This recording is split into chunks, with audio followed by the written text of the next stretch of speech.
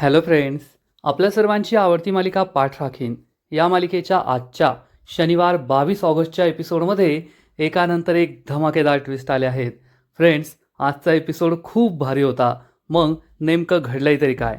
तर आजच्या एपिसोडमध्ये प्राजक्ता हिचं लग्न आलोकशी होतंय आणि आलोक हा खरोखर कसा आहे हे शोधण्यासाठी वैद्यबुवा आणि भाग्याने एक प्लॅन बनवला. दोघे प्राजक्ताला किंवा सुलक्षणाला न सांगता सरळ सरळ आलोकची उष्टी हळद घेण्यासाठी सुलक्षणा सूर्यवंशीच्या घरी पोहोचले. परंतु प्राजक्ताला कुठून तरी हे समजलं आणि प्राजक्ता चक्क या हळदीच्या वेशात अतिशय सुंदर तयार होऊन सूर्यवंशींच्या घरी पोहोचली आणि आलोकच्या रूममध्ये घुसली. आणि तेथे गेल्यावर आलोक आणि प्राजक्ताने एकमेकांना हळद लावली आणि तेवढ्या सुलक्षणा, वैद्यबुवा, भाग्या सगळे तेथे आले. प्राजक्ता आणि आलोकचा धमाकेदार रोमांस सुरू होता. हे पाहून सगळ्यांनाच आश्चर्य वाटलं. मग हे सगळं नेमकं घडलं तरी कसं हे जाणून घेण्यासाठी हा व्हिडिओ शेवटपर्यंत नक्की पहा. फ्रेंड्स, आजच्या एपिसोडच्या सुरुवातीलाच कौशिकची आई गेल्यानंतर भाग्या प्राजक्ताला विचारते, प्राजू, कौशिकची आई म्हणाली तसं आलोक. तेवढ्यात प्राजक्ता तिच्या बोलण्याकडे दुर्लक्ष करते आणि म्हणते, दादा तू का म्युझिक बंद केलं? माझी मेहंदी ना, म्युझिक वाजव. मैत्रिणींना म्हणते, प्लीज तुम्ही सगळ्यांनी डान्स करा. वैद्यबुवा, आजी, मामी सगळ्यांना बसायला सांगते आणि भाग्याला स्वतःच्या हातावर आलोकचं नाव लिहायला सांगते. परंतु प्राजक्ताचं हे बदललेलं वागणं भाग्याच्या लक्षात येतं की दया कुछ तो गडबड है, दाल में काहीतरी काळ आहे हे तिला समजतं. वैद्यबुवा, चारू यांना सुद्धा शंका आलेली असते की कौशिकची आई जे काही बोलली त्यात नक्कीच तथ्य असू शकतं. त्यांना सुद्धा खूप टेन्शन येतं आणि चारू ही वैद्यबुवांना म्हणते, अहो मी काय म्हणते, तर वैद्यबुवा म्हणतात, चारू आता मी काहीही बोलण्याच्या मनस्थितीत नाही आहे. तर चारू म्हणते, तुम्ही बोलू नका, पण मी काय म्हणते ते ऐकून तरी घ्या. तुम्हाला खरं सांगायचं तर हे तिसऱ्यांदा घडतंय. आलोक सूर्यवंशी यांच्या स्वभावाबद्दल तिसऱ्यांदा आपल्याला ऐकायला मिळालंय. जेव्हा पहिल्यांदा भाग्याने आपल्याला सांगितलं होतं की आलोक सूर्यवंशी सनकी आहेत, तेव्हा आपण ते इग्नोर केलं. मग दुसऱ्यांदा प्राजक्ताच्या साखरपुड्याच्या दिवशी आपण स्वतः त्यांचं वागणं, त्यांचा राग पाहिला आणि आज तिसऱ्यांदा कौशिकच्या आईने त्यांच्या स्वभावाबद्दल सांगितलंय आणि आपण त्याकडे दुर्लक्ष करणं हे खूप चुकीचं आहे. हा आपल्याला संकेत मिळतोय की काहीतरी चुकीचं घडतंय, आपल्याकडून काहीतरी राहून जातंय आणि प्राजक्ता कितीही झालं तरी आपल्या पोटची मुलगी नाहीये. उद्या जर तिच्या लग्नानंतर काही चुकीचं घडलं तर जग काय म्हणेल की ही यांच्या पोटची मुलगी नव्हती, म्हणून त्यांनी चौकशी न करताच प्राजक्ताचं लग्न लावून दिलं आणि आज तिचं नुकसान झालंय. त्यामुळे आपण तिच्याकडे लक्ष द्यायला हवं. आलोक सूर्यवंशी खरंच कसे आहेत हे आपण शोधून काढायला हवं. आपण खूप मोठी चूक करतोय, आपल्याला संकेत मिळत आहे आणि आपण त्याकडे दुर्लक्ष करतोय असं मला वाटतंय. प्राजक्ता हसत असते, पण हे सगळं तिचं खोटं खोटं हसणं असतं, खोटं खोटं आनंद असतो. परंतु वैद्यबुवांच्या लक्षात ही गोष्ट येते. वैद्यबुवा चारूला सांगतात, चारू माझा प्राजक्तावर खूप जीव आहे आणि तिच्याबद्दल काहीही वाईट झालेलं मी सहन करणार नाही. तू एकदम बरोबर बोलतीयस. जर उद्या तिच्याबरोबर काही वाईट झालं तर आपण अतिउत्साहाच्या भरात कोणतीही चौकशी न करता, सूर्यवंशीच्या घरी न जाता, आलोक सूर्यवंशी कसे आहेत याची चौकशी न करता तिचं लग्न लावून दिलं. हे आपलीच चूक आहे, हे आपल्यालाही मान्य करावं लागेल. आता मीच काहीतरी निर्णय घेतो असं वैद्यबुवा म्हणतात. आणि इकडे आरव हा अमेरिकेत असतो आणि त्याला भाग्याला फोन करायची इच्छा होते. तसंही USA मध्ये काही काम नाही आहे. सुलक्षणाने त्याला आलोकच्या लग्नात येऊ नये म्हणून पाठवून दिलंय. आरव हा भाग्याला कॉल करण्याचा विचार करतो, करू का नको करू का नको, पण शेवटी हिम्मत एक करून तो भाग्याला कॉल करतोच. इकडे भाग्या ही प्राजक्ताला सांगते, प्राजक्ता हे पहा, मी तुझ्या हळदीसाठी हे सगळे दागिने बनवले आहेत, फुलांचे दागिने, गळ्यातला हार बनवला आहे, कानातले बनवलेत, तुला खूप छान दिसतील. आणि तेवढ्यात भाग्याचा फोन वाजतो. श्याम सहस्त्रबुद्धे याने भाग्याला कॉल केलेला असतो आणि भाग्या ही लगेच आपला फोन पाहते आणि तिला वाटतं की हा श्याम सहस्त्रबुद्धे एवढ्या रात्री मला का कॉल करतोय. प्राजक्ता विचारते, कोण? भाग्या म्हणते, कोण नाही, आलेच मी. आणि भाग्या ही फोनवर बोलायला बाहेर जाते. प्राजक्ता विचार करते, आज पुन्हा एकदा आलोक सरांचा स्वभाव कसा आहे हे घरातील सगळ्यांना कळलं. आता सगळ्यांच्या मनात नक्कीच शंका असेल, उद्या माझी हळद आहे, आलोक सरांची उष्टी हळद आणण्यासाठी सगळे त्यांच्या घरी जातील. तेथे गेल्यावर जर आलोक सरांचा खरा स्वभाव त्यांना कळाला तर काय करायचं हाच प्रश्न प्राजक्ताला पडतो. तिला टेन्शन येतं आणि इकडे भाग्या घराबाहेर येते, फोन उचलते. आरव श्याम सहस्त्रबुद्धेच्या आवाजात भाग्याशी बोलतो आणि विचारतो, हॅलो भाग्या मॅडम, काय मी तुम्हाला कॉन्ट्रॅक्ट पाठवलं आहे, तुम्ही ते चेक केलं की नाही? भाग्याला खूप राग येतो. भाग्या चिडून म्हणते, मिस्टर श्याम सहस्त्रबुद्धे, किती वाजलेत तुम्ही घड्याळ पाहिलं का? आरव घड्याळ पाहतो आणि सांगतो, हो सकाळचे 8 वाजलेत. हे ऐकून भाग्याला मोठा धक्काच बसतो. भाग्या म्हणते, काय सकाळचे 8? ओ सकाळचे 8 नाही, रात्रीचे 10:30 वाजलेत. हे तुम्ही काय बोलताय? तर आरव म्हणतो, सॉरी, ते मी USA चा टायमिंग सांगितला. भाग्या विचारते, तुम्ही US ला कधी गेला? तुम्ही तर इंडियामध्ये होता ना? आरव सांगतो, नाही, मी तर इंडियामध्येच आहे, पण आमचे आरव सर तिकडे USA मध्ये आहे ना, तर आम्हाला त्यांच्या टायमिंगनुसार काम करावं लागतं, म्हणून मी माझं घड्याळ त्यांच्या टायमिंगनुसार सेट करून घेतलं आहे. भाग्या म्हणते, ते सगळं मान्य आहे मला, पण तुम्हाला काय बाहेर दिसत नाही का? तुम्ही काय स्वतःचा वेगळा सूर्य आणलाय का? तुमचे आरव सर कधी काम करत असतील, तुम्ही त्यांच्यासाठी कधी काम करत असाल, पण मी तुमच्यासाठी काम करत नाही ना. मी स्वतःच्या फॅमिली फंक्शनमध्ये बिझी आहे. रात्रीचे 10:30 वाजलेत आणि एका मुलीला तुम्ही एवढ्या रात्री कसे काय फोन करू शकतात? आरव म्हणतो, मॅडम आता ती CSR ॲक्टिव्हिटी ना, तुम्ही तेवढी पाहून घ्या कॉन्ट्रॅक्ट नोट, तुमच्या मॅडमला दाखवा, कल्पना मॅडमला, आणि मला सांगा, मी तुम्हाला परत फोन करतो. पण भाग्या म्हणते, काही गरज नाही आहे, तुम्ही कधीही वेळी अवेळी कॉल करता आणि तुमच्या आरव सरांना खूप वेळेचं महत्त्व असेल, दुसऱ्यांच्या वेळेचं ते किती महत्त्व करताना हे मला चांगलंच माहिती आहे. त्यामुळे त्यांचं गुणगान मला सांगू नका आणि यानंतर तुम्ही मला कॉल करायचा नाही, तर मला जेव्हा वेळ मिळेल ना तेव्हा मी तुम्हाला कॉल करेल. आरव सांगतो, ठीक आहे. तर भाग्या त्याला गुड नाईट म्हणते. आरव म्हणतो, हो, गुड डे. हे ऐकून भाग्याला आश्चर्य वाटतं. आरव फोन कट करतो. भाग्याला कळतच नाही की हा श्याम सहस्त्रबुद्धे नेमका आहे तरी कोण आणि असं का करतोय. त्याच वेळेस वैद्यबुवा हे घराच्या बाहेर येतात. वैद्यबुवांना खूप टेन्शन आलेलं असतं आणि आलोक सूर्यवंशीबद्दलच ते विचार करत असतात. भाग्या त्यांना पाहते आणि विचारते, काय झालं बाबा, कसला एवढा विचार करताय? तर वैद्यबुवा सांगतात, अगं काही नाही, उद्या प्राजूची हळद आहे ना, तर हळदीत काय मेनू असायला पाहिजे, खायला प्यायला काय पाहिजे त्याचा विचार करतोय. एकतर आपण साधी हळद करतो आणि लोकांसाठी हळद म्हणजे मोठा धिंगाणा, DJ, गाणी, नाच गाणं, खाणं पिणं या सगळ्या गोष्टी असतात, त्यामुळे कुणी नाराज व्हायला नको असा विचार मी करत होतो. तर प्राजक्ता म्हणते, बाबा जसं प्राजूला खोटं बोलता येत नाही ना, तसं तुम्हालाही खोटं बोलता येत नाही. मला माहिती आहे तुम्ही हळदीच्या जेवणाचा मेन्यूचा विचार नाही करत आहे, तर तुम्ही आलोक सूर्यवंशीचा विचार करताय. कौशिकची आई जे काही बोलली त्याचा विचार करताय. आलोक सूर्यवंशीचा खरा स्वभाव कसा असेल हे तुम्हाला जाणून घ्यायचं आहे. हे ऐकून वैद्यबुवांना सुद्धा आश्चर्य वाटतं. वैद्यबुवा सांगतात, भाग्या, प्राजू ही माझी मुलगी आहे आणि मी तिच्याबद्दल काहीही वाईट नाही घडू देऊ शकत. खरंच जेव्हा ती कौशिकची आई बोलत होती ना, तेव्हा माझ्या कानात कुणीतरी गरम उकळतं शिसं ओतलं असं मला वाटत होतं. खरंच आलोक सूर्यवंशी सनकी असेल तर, चिडका असेल तर, सगळे जसं बोलताय तसं असेल तर, आणि आपल्या प्राजूबरोबर मी काहीही वाईट होऊ देऊ शकत नाही. प्राजूला एक वेळेस मी बिन लग्नाची ठेवेल, पण चुकीच्या माणसाबरोबर मी तिचं लग्न लावून देणार नाही, कारण तिच्या लग्नापेक्षा तिचं सुख मला जास्त महत्त्वाचं आहे. भाग्याला सुद्धा हे पटतं आणि भाग्या ही वैद्यबुवांना म्हणते, बाबा चला तुम्ही बसा माझ्याबरोबर.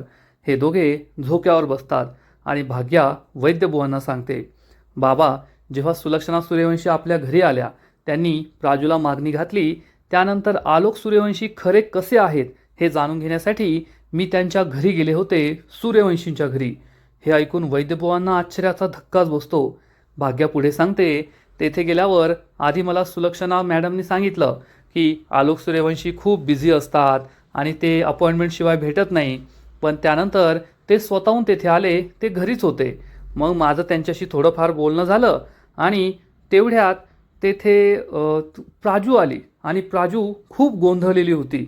वैद्यबुवांना हे सगळं ऐकून आश्चर्य वाटतं आणि मग भाग्या सांगते, तेथे तर माझं थोडंच बोलणं झालं, पण आज जेव्हा कौशिकची आई हे सगळं बोलत होती ना, तेव्हा मला सगळ्या जुन्या गोष्टी आठवल्या. मला आठवलं की तो जो व्हिडिओ होता, आलोक सूर्यवंशीचा व्हिडिओ, तो मला दिसला, तो मला आठवला. मग आलोक सूर्यवंशीचं साखरपुड्यातलं वागणं मला आठवलं. प्राजूचं वागणं सुद्धा खूप बदललंय बाबा. वैद्यबुवा विचारतात म्हणजे? भाग्या सांगते, बाबा प्राजू आणि मी लहानचे मोठे एकत्र झालो आहोत, त्यामुळे प्राजूचं वागणं हे मला चांगलंच कळतं. प्राजू कधीही माझ्या नजरेत नजर देऊन खोटं बोलू शकत नाही. वैद्यबुवा सांगतात, खरंय तुझं. आज सुद्धा कौशिकची आई निघून गेल्यानंतर प्राजू माझ्या डोळ्यात पाहून बोलत नव्हती, कारण माझ्या डोळ्यात डोळे घालून ती खोटं नाही बोलू शकत. भाग्या सांगते, प्राजक्ताचं वागणं खूप बदललंय. म्हणजे कधी कधी ती खूप डिफेन्सिव्ह वागते. आलोक सूर्यवंशीबद्दल काही विचारलं ना तर ती घाबरते. साखरपुड्याच्या दिवशी मी त्यांना आलोक जिजू म्हणत होते, तर ती मला म्हणाली की त्यांना आलोक जिजू म्हणू नकोस. मी कारण विचारलं तर मला म्हणाली की कारण नाहीये किंवा असंच काहीतरी कारण दिलं. तिच्याकडे ठीक कारण सुद्धा नव्हतं. बाबा प्राजू ना आजकाल एखाद्या दबावाखाली असते, नेहमी दडपणाखाली असते आणि सूर्यवंशींना नेहमी डिफेंड करण्याचा प्रयत्न करते, असं मला वाटतंय. वैद्यबुवांना सुद्धा हे पटतं. भाग्या सांगते, प्राजू माझ्यासाठी खूप महत्त्वाची आहे. जेव्हा माझं लग्न ठरलं होतं, आई आणि आजीने तिला लग्नापासून लांब राहायला सांगितलं. ती लांब राहिली आणि जेव्हा हुंड्याची मागणी केली गेली, तेव्हा तिच्याकडे होते नव्हते तेवढे सगळे पैसे घेऊन ती लंगडत लंगडत लग्नाच्या ठिकाणी पोहोचली होती. कोणासाठी? तर माझं लग्न व्हावं यासाठी, माझ्या सुखासाठी. आणि बाबा त्यामुळेच मला असं वाटलं की मी प्राजक्ताच्या होणाऱ्या सासरी जाऊन यायला हवं. आलोक सूर्यवंशी कसे आहेत ते जाणून घ्यायला हवं, म्हणूनच मी गेले होते. वैद्यबुवा म्हणतात, भाग्या तुझं एकदम बरोबर आहे. आता तर मला आलोक सूर्यवंशींच्या तोंडूनच ऐकायचं आहे की ते कसे आहेत आणि खरं खोटं करून घ्यायचं आहे. आणि जर मला थोडीही शंका आली ना, तरीही मी हे लग्न मोडायला मागे पुढे पाहणार नाही, एवढं मात्र नक्की. भाग्याला सुद्धा ही गोष्ट पटते. भाग्या वैद्यबुवांना म्हणते, बाबा उद्या प्राजूची हळद आहे आणि आपल्या घरून सूर्यवंशींच्या घरी कुणीतरी आलोक सूर्यवंशीची उष्टी हळद आणायला जाईलच ना. मग आपण दोघे जाऊया, पण प्राजक्ताला हे कळता कामा नये. नाहीतर प्राजक्ता नक्कीच आपल्याला जाऊ देणार नाही किंवा आधी तिकडे कळवेल. त्यामुळे आपण तिकडे जाऊ आणि मगच आपल्याला सगळं काही कळेल, सत्य कळेल. वैद्यबुवांना सुद्धा हे पटतं आणि या दोघांचा प्लॅन बनतो. आणि मग दुसरा दिवस उजाडतो. दुसऱ्या दिवशी सकाळी प्राजक्ताच्या हळदीसाठी सगळेजण तयार होत असतात. परंतु या कौस्तुभचं आणि तृप्तीचं वेगळंच सुरू असतं. तृप्ती म्हणते, कौस्तुभ येथे लग्नाच्या हळदीचा दिवस आला, तू अजून मला शॉपिंगला घेऊन नाही गेलाय. मी काही लग्नामध्ये जुने कपडे घालणार नाहीये, तू पहा. प्राजक्ता तेथे येते. या दोघांचं बोलणं ती ऐकत असते. तेवढ्यात वैद्यबुवा आणि भाग्या तेथे येतात आणि हे दोघे, तू बोल ना, तू बोल, नाही तू बोल, तू बोल, असं यांचं सुरू असतं. प्राजक्ताला काही कळतच नाही. प्राजक्ता विचारते, काय झालंय मामा, काय झालंय भाग्या? आणि वैद्यबुवा सांगतात, अगं आलोक रावांची उष्टी हळद आणायला जायचंय ना, तर मला असं वाटतं की मीच जातो आणि उष्टी हळद घेऊन येतो.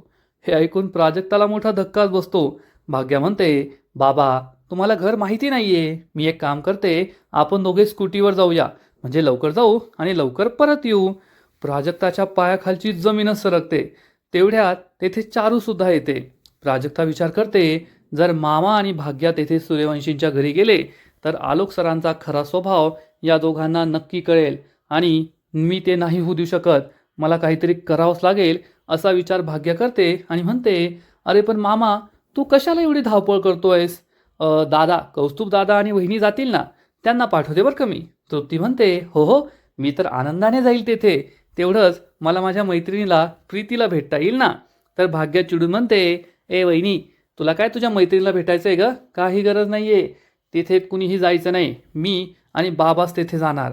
आणि हो प्राजक्ता, एक प्रॉब्लेम झाला आहे. तुझे ब्लाऊज आपण ऑल्टर करायला दिले होते ना, तिथे थोडा प्रॉब्लेम झाला आहे. तू जाऊन ते सगळं माप वगैरे देऊन ऑल्टर करून घेऊन येशील का? प्राजक्ता विचारते, ते एवढं महत्त्वाचं आहे का? भाग्या सांगते, अगं हो, आता तुझे ब्लाऊज तर लागतीलच ना, प्लीज जाते का? जा. प्राजक्ता नाईलाजाने म्हणते, ठीक आहे जाते. पण जाता जाता ती कौस्तुभ आणि तृप्तीला म्हणते, माझी हळद आणायला तुम्हीच जा बरं. ही गोष्ट वैद्यबुवा आणि भाग्याच्या लक्षात येते. प्राजक्ता निघून गेल्यानंतर चारू विचारते, अहो हे सगळं काय आहे? तर वैद्यबुवा सांगतात, चारू, कालच आपलं बोलणं झालं ना की आपल्याला प्राजक्ताचं लग्न करून देण्याआधी सगळं सत्य जाणून घ्यायचं आहे. म्हणूनच आज मी आणि भाग्या सूर्यवंशींच्या घरी जाणार आहोत आणि आज आम्ही स्वतः आलोक सूर्यवंशींना भेटणार. ते कसे आहेत त्यांच्या तोंडूनच जाणून घेणार आणि मगच पुढचा निर्णय आम्ही घेणार. हे ऐकून चारूला सुद्धा पटतं की अगदी योग्य निर्णय आहे. भाग्या म्हणते, चला बाबा. वैद्यबुवा आणि भाग्या तेथून निघून जातात. चारूला मात्र टेन्शन येतं. आणि इकडे सूर्यवंशींच्या घरी आलोक हॉलमध्ये मस्त पुस्तक वाचत बसलेला असतो. इंद्रजित तेथे येतो, त्याला गुड मॉर्निंग म्हणतो, सगळ्यांना गुड मॉर्निंग म्हणतो. सगळे हॉलमध्येच बसलेले असतात. आणि मग आलोक येथे बसलाय हे पाहून प्रीती, श्रेयस, सत्येन, इंद्रजित सगळेजण आडून आडून आज तुझी हळद आहे असं त्याला सांगण्याचा प्रयत्न करत असतात. परंतु अंबिका श्रेयसला म्हणते, तुला ऑफिसला नाही जायचं का? तेव्हा सत्येन सांगतो, अगं आज आम्ही सुट्टी घेतली आहे, तेवढीच तुम्हाला घरी मदत होईल आणि सगळी तयारीसुद्धा करता येईल. आलोक विचारतो, छोटी आई कसली तयारी?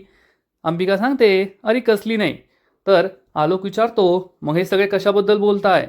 अंबिका खोटं सांगते, अरे आता गणपती येणार आहेत ना, गणपती बाप्पांच्या स्वागताची तयारीबद्दल ते बोलताय. आलोकला हे पटतं.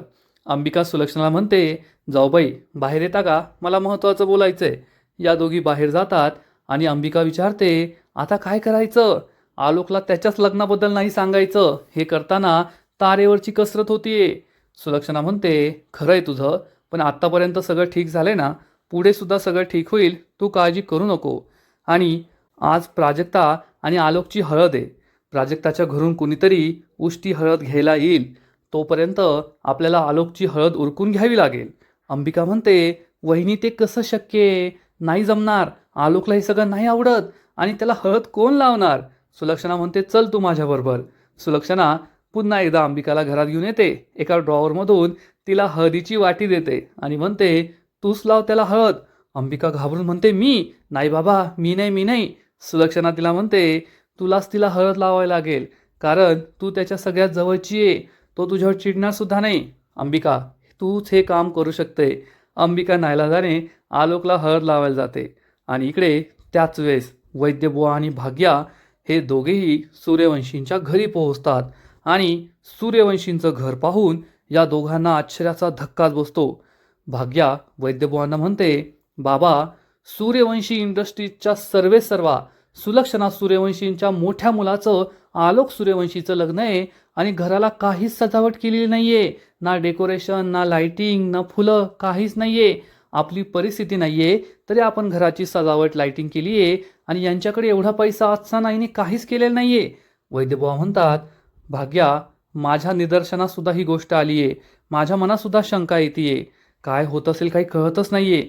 भाग्या म्हणते, बाबा चला बाहेर तर असं वातावरण आहे, घरात कसं आहे ते पाहूया. आणि आज काही झालं ना तरी आपण आलोक सूर्यवंशींशी बोलायचंच. त्यांच्याशी बोलल्याशिवाय आपण परत जायचं नाही. वैद्यबुवा म्हणतात, हो खरं आहे तुझं भाग्या. भाग्या त्यांना सांगते, कदाचित सुलक्षणा सूर्यवंशी आपल्याला आलोकशी बोलू देणार नाही. काहीतरी कारणं देतील, बिझी आहे. पण जोपर्यंत त्यांच्याशी बोलणं होत नाही, त्यांच्याशी भेट होत नाही, तोपर्यंत आपण घरी जायचं नाही. वैद्यबुवा हो म्हणतात. आणि आजचा एपिसोड येथेच संपतो. फ्रेंड्स, खरंच पाठ राखीन या मालिकेचा आजचा एपिसोड खूप इंटरेस्टिंग होता, खूप भारी होता. आजचा एपिसोड पाहायला मजा आली. वैद्यबुवा आणि भाग्या सरळ सरळ सूर्यवंशींच्या घरी पोहोचले आहेत. आणि इकडे सूर्यवंशींना काही माहीतच नाहीये. आलोकला तर हे सुद्धा माहीत नाहीये की आता त्याची हळद आहे आणि 1-2 दिवसांनी लग्न आहे. आजचा एपिसोड पाहायला मजा आली, पण पुढचा एपिसोड तर एक नंबर असणार आहे. खूप इंटरेस्टिंग असेल. मग पुढील एपिसोडमध्ये नेमकं घडणार तरी काय? तर फ्रेंड्स, पाठ राखीन या मालिकेच्या पुढील एपिसोडमध्ये आपण पाहू की कुठून तरी प्राजक्ताला कळेल की आलोक सूर्यवंशीच्या घरी भाग्या आणि वैद्यबुवा गेले आहेत, कारण त्यांना आलोकचा खरा स्वभाव जाणून घ्यायचा आहे. त्यामुळे प्राजक्ता चक्क हळदीच्या ड्रेसमध्ये तयार झालेली असेल, अतिशय ती सुंदर दिसत असेल आणि ती सूर्यवंशींच्या घरी पोहोचणार. आता पुढच्या दाराने तिला जाता येणार नाही, त्यामुळे ती आलोकच्या रूममध्ये खिडकीने आतमध्ये येणार. आणि त्याच वेळेस वैद्यबुवा, भाग्या हे सगळे आलोकच्या रूममध्ये येत असतील आणि आलोक हा समर आणि समायराला नॅचरल कलरने कसं पेंटिंग करायचं हे शिकवत असेल. परंतु प्राजक्ता ही चक्क रूममध्ये उडी मारणार आणि आलोक बरोबर तिची धडक होणार. आलोकच्या हातामध्ये ही हळद असेल. ही हळद प्राजक्ताच्या गालाला लागेल. प्राजक्ता आलोकच्या गालाला हळद लावणार. हे दोघे एकमेकांना हळद लावतील. प्राजक्ता पडत असेल, आलोक तिला सावरणार. हे दोघे एकमेकांच्या मिठीमध्ये झुलत असतील. प्राजक्ता खूप सुंदर आहे, आलोक तिच्याकडे एकटक पाहतच राहील आणि त्याच वेळेस वैद्यबुवा, भाग्या, सुलक्षणा, अंबिका सगळे तेथे पोहोचतील आणि हे समोरचं दृश्य पाहून सगळ्यांना आश्चर्य वाटणार आणि प्राजक्ता इथे कशी आली हा प्रश्न या सगळ्यांना पडेल. पण सुलक्षणा म्हणेल, वैद्यबुवा तुम्ही आलोकची उष्टी हळद घ्यायला आला आणि येथे प्राजक्ताच आलीये. या दोघांनी एकमेकांना हळद लावली सुद्धा. हळदीचा कार्यक्रम झालाय. हे पाहून या सगळ्यांना आश्चर्य वाटणार. आता प्राजक्ताला सगळे विचारतील, तू येथे कशी? प्राजक्ता काय उत्तर देईल आणि आलोकला या हळदीबद्दल काही कळतं की नाही हे पाहणं सुद्धा इंटरेस्टिंग आहे. तर फ्रेंड्स, तुम्हाला सुद्धा आजचा एपिसोड आवडला का? नक्कीच कमेंट करून सांगा. आणि पाठ राखीन या मालिकेचे असेच नवीन नवीन एपिसोड, नवीन नवीन अपडेट सर्वात आधी पाहण्यासाठी व्हिडिओला लाईक करा, शेअर करा, चॅनलला सबस्क्राईब करून बेल आयकॉनवर क्लिक करा. म्हणजे या मालिकेचे नवीन नवीन एपिसोड तुम्हाला सर्वात आधी पाहायला मिळतील. खूप खूप खूप धन्यवाद.